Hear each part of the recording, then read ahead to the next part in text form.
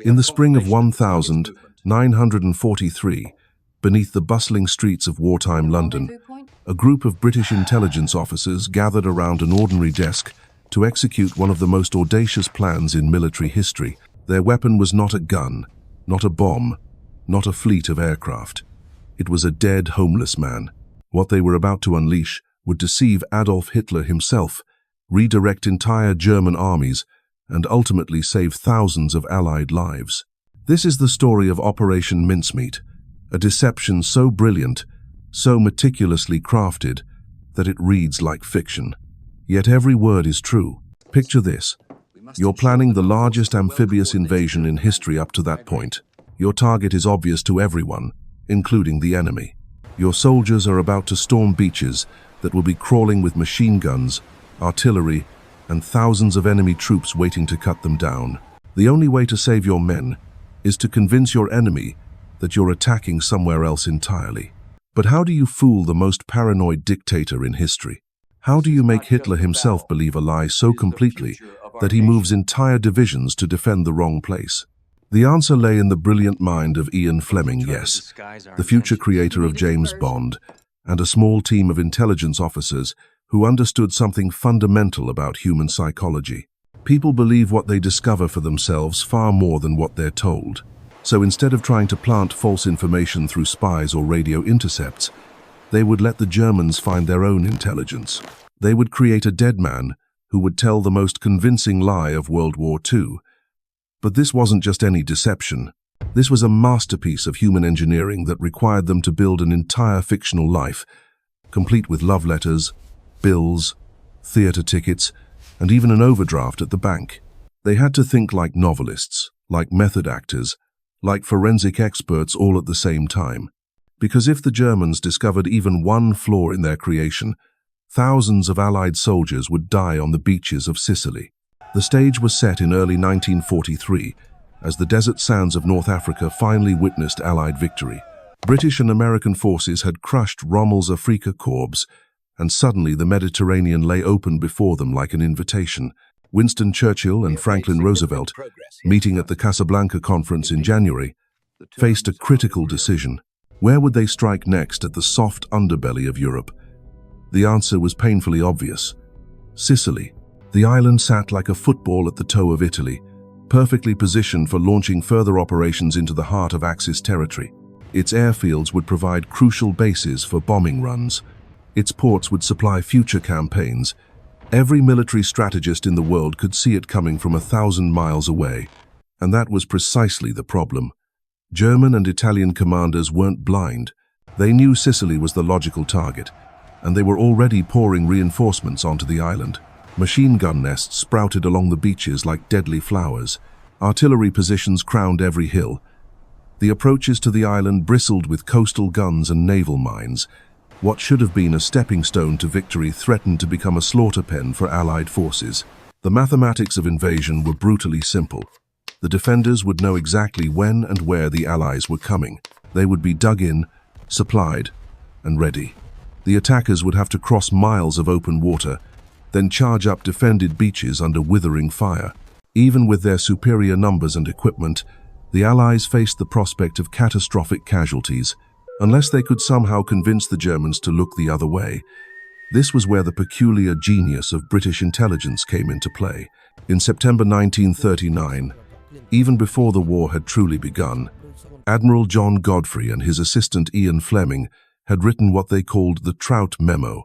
The document compared wartime deception to fly fishing, outlining 54 different schemes for luring the enemy into traps. Buried in this list was idea number 28. Drop a dead body loaded with fake documents behind enemy lines and let the enemy discover it themselves. Fleming's original concept was elegant in its simplicity.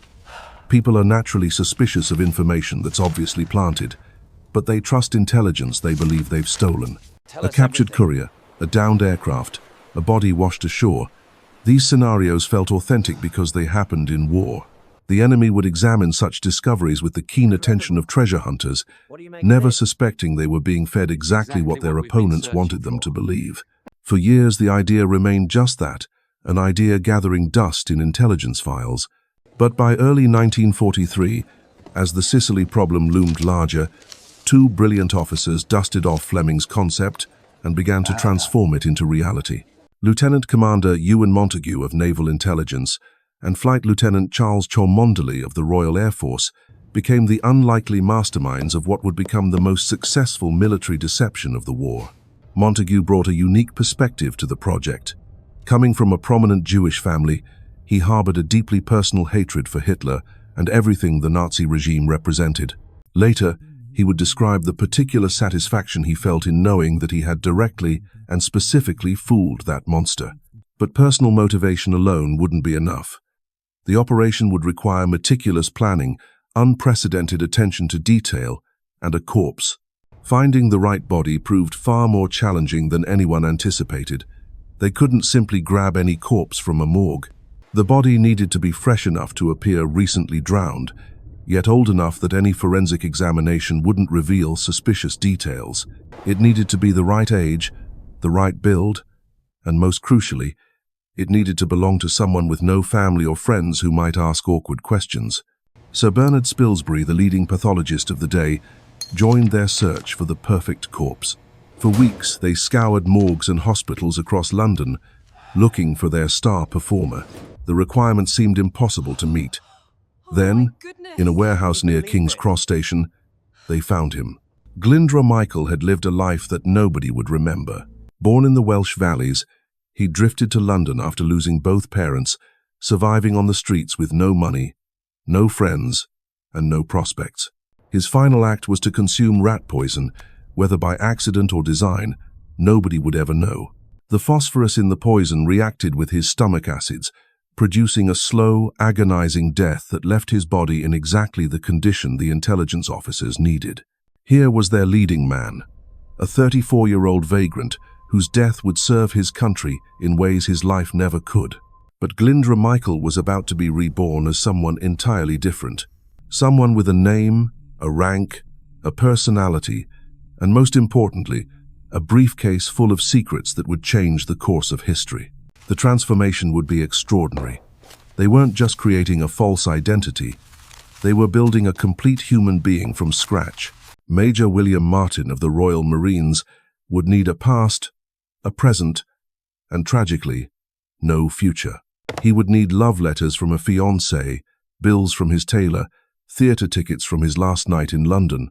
Every detail had to be perfect because German intelligence officers would examine every fibre, every crease, every smudge on every document. What happened next would test the limits of human creativity and deception as a team of British intelligence officers worked to create the most convincing lie ever told. The creation of Major William Martin began with a single photograph. In the basement offices of British intelligence, a young woman named Jean Gerard sat for what would become one of the most important portraits of World War II. Gerard worked as a clerk for MI5, but her face would soon grace the wallet of a dead man, transforming her into Pam, the fictional fiancée whose love letters would help sell the greatest lie ever told. But a photograph wasn't enough. Love leaves traces, and German intelligence officers were trained to spot forgeries. So the team did something unprecedented in the history of espionage. They fell in love on behalf of a dead man. Sitting around their desks in the dim light of wartime London, hardened intelligence officers crafted passionate love letters in feminine handwriting, pouring genuine emotion onto paper that would be soaked in seawater and examined under German microscopes.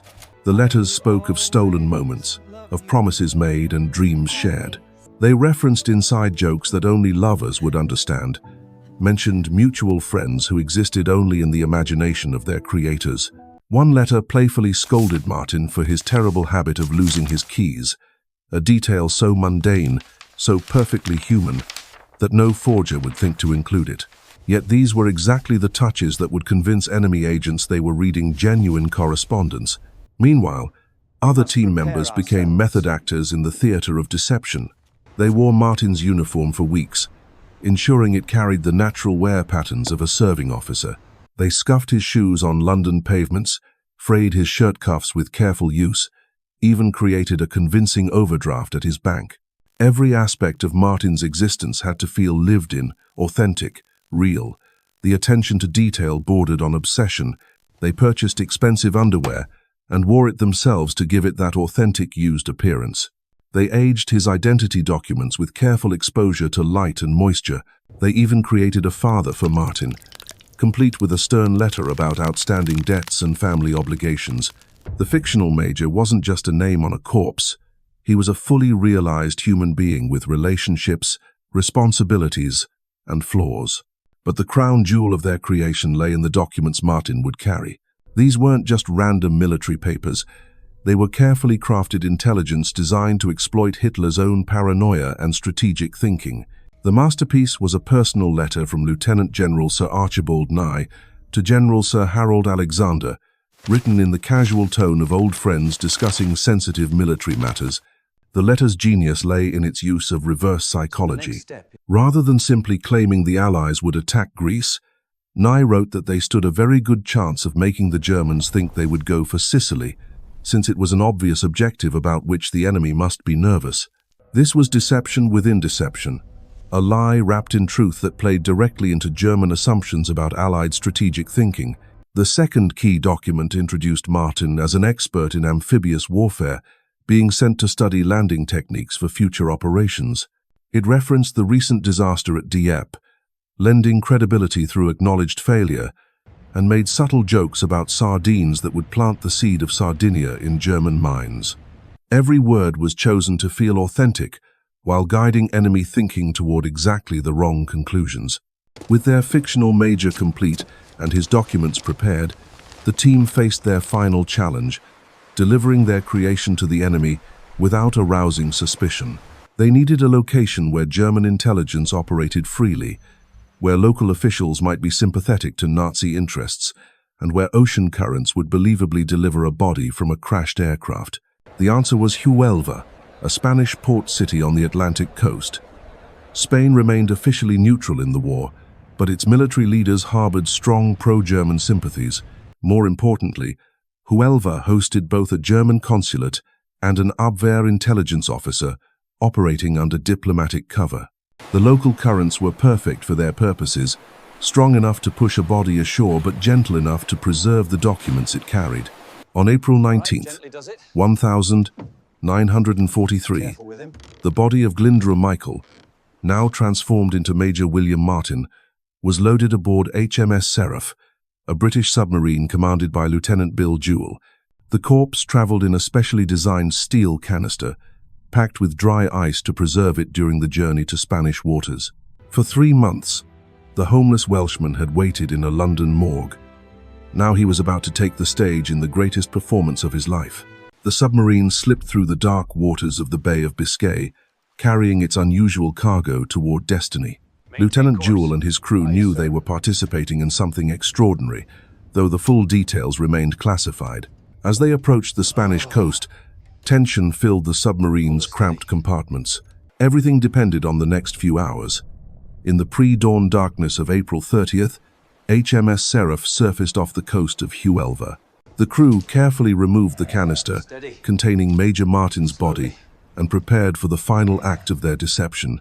They dressed the corpse in a life jacket, attached his briefcase securely to his wrist, and checked every detail one last time. Then, with surprising gentleness, they lowered the body of the man who had never mattered in life into waters where he would change history in death. Lieutenant Jewell sent a coded message back to London. Mincemeat complete. The die was cast. Within hours, Spanish fishermen would discover the body of a British officer carrying secrets that would redirect the course of World War II. But first, those documents had to find their way into German hands, and the enemy had to believe what they read.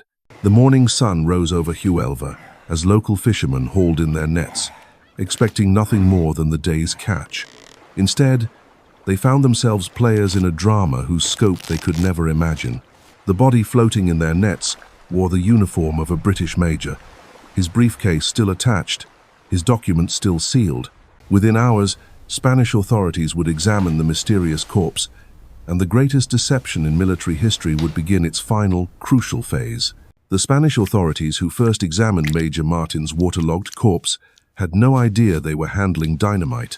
To them, he was simply another casualty of war, a British officer whose aircraft had presumably crashed into the unforgiving Atlantic. The local coroner, exactly as the mincemeat team had hoped, was not sophisticated enough to detect the elaborate deception. He saw what they wanted him to see: a recently drowned Royal Marines officer carrying classified documents that had somehow survived his watery grave. But the real target wasn't the Spanish coroner. It was the German intelligence network that operated like a spider's web throughout supposedly neutral Spain. Within hours of the body's discovery, whispers began flowing through the shadow channels of espionage. A British officer, carrying papers, documents that might reveal Allied intentions in the Mediterranean. The bait was in the water, and the fish were already circling. The Spanish military commander in Huelva, Colonel Alfonso Moreno, was precisely the kind of man the British had counted on finding. Pro-German in his sympathies, ambitious in his outlook, and eager to prove his worth to his Nazi contacts, Moreno saw opportunity in the waterlogged briefcase chained to the dead major's wrist. He ordered photographs made of every document before officially handing them back to British authorities, a decision that would echo through history.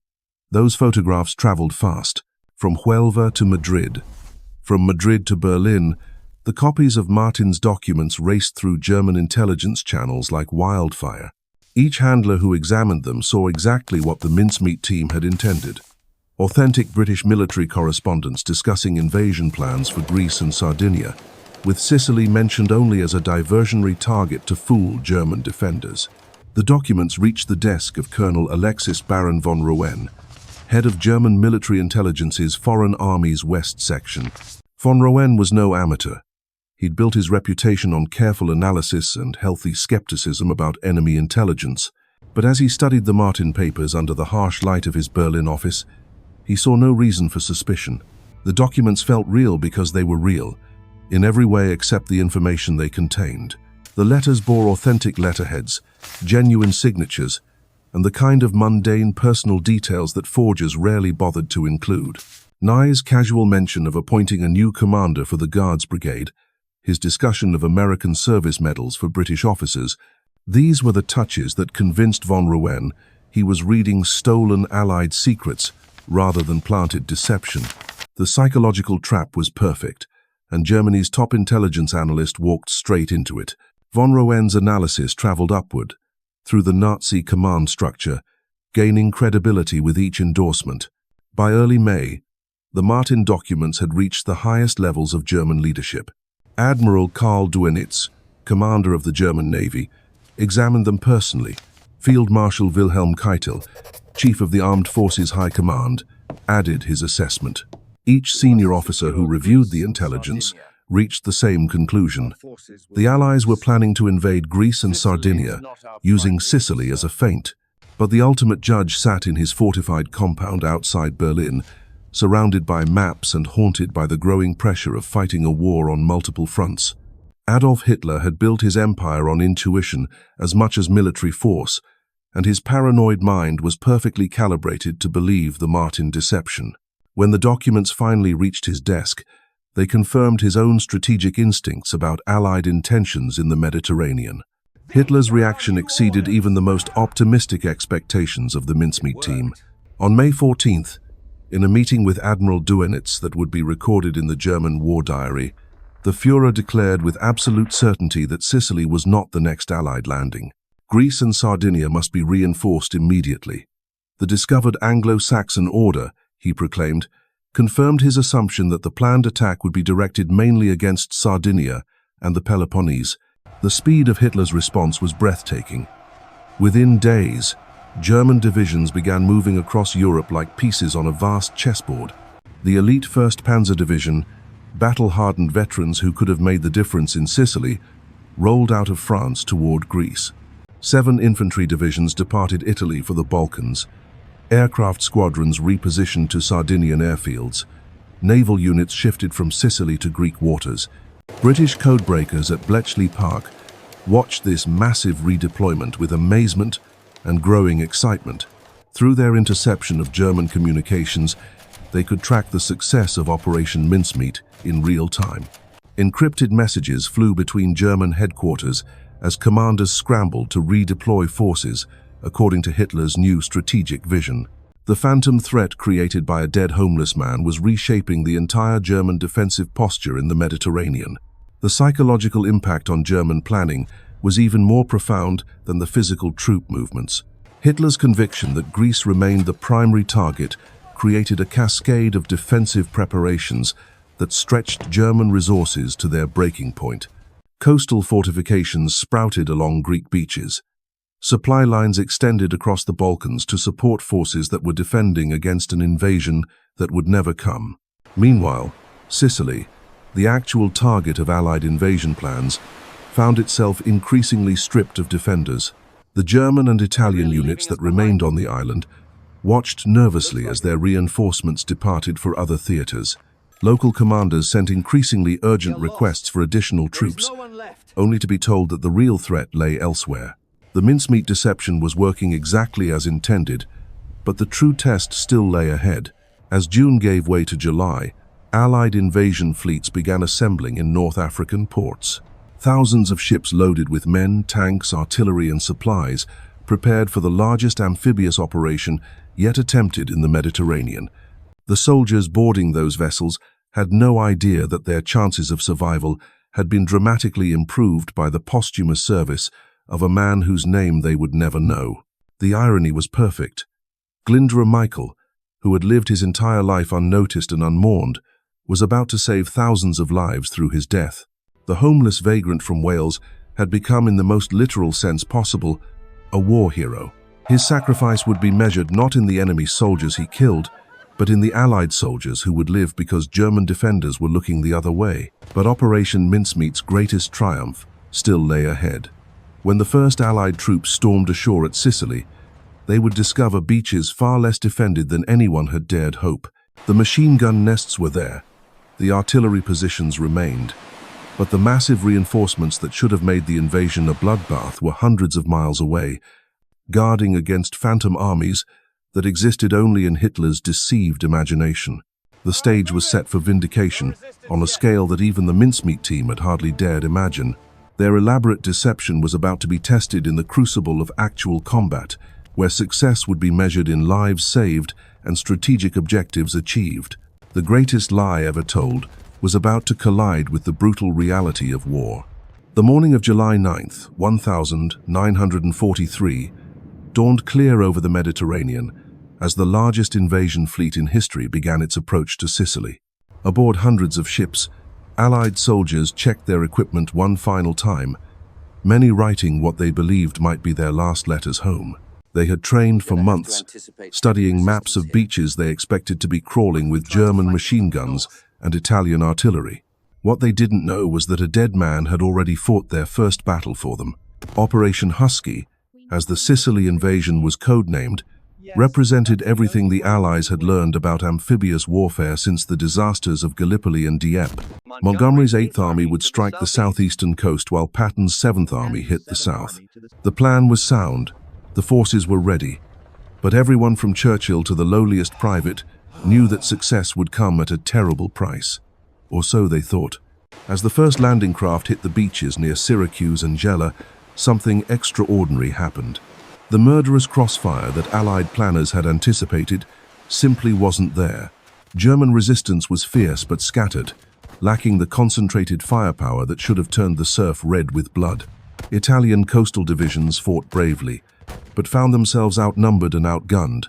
The reinforcements that should have been rushing to support them were hundreds of miles away, defending beaches in Greece that would never see an Allied soldier. The reports flowing back to Allied headquarters defied belief. Casualties were running at 1/7 the projected rate. Ships that commanders expected to lose by the hundreds remained afloat. Beaches that should have become killing fields were secured within hours rather than days. Something had gone very, very right, and the reason lay in a briefcase that had washed ashore 2 months earlier. Even as Allied forces poured onto Sicilian beaches, Hitler remained convinced that the real blow would fall elsewhere. German signals intercepted by Bletchley Park revealed the stunning success of the mincemeat deception. 4 hours after the Sicily landings began, German aircraft were still being transferred from Sicily to Sardinia. The Führer's paranoid certainty that Greece remained the primary target had created a strategic blind spot that Allied forces were exploiting to devastating effect. The speed of the Sicilian campaign shattered every prediction. What military planners had estimated would take 3 months was accomplished in just 38 days. City after city fell to the advancing Allies as German and Italian defenders found themselves fighting without the reserves they desperately needed. The Phantom divisions defending Greece against imaginary invasions might as well have been on the moon for all the good they did Sicily's actual defenders. The fall of Sicily triggered a cascade that would reshape the entire war. Mussolini's government crumbled, Italy surrendered, and Hitler found himself defending a second front he'd never wanted to open. The homeless man from Wales had achieved what entire armies struggled to accomplish. Operation Mincemeat stands as proof that in war, the greatest victories sometimes come not from the strongest weapons, but from the most creative minds. A single lie, told with perfect conviction, had fooled the most paranoid dictator in history and saved thousands of lives in the process.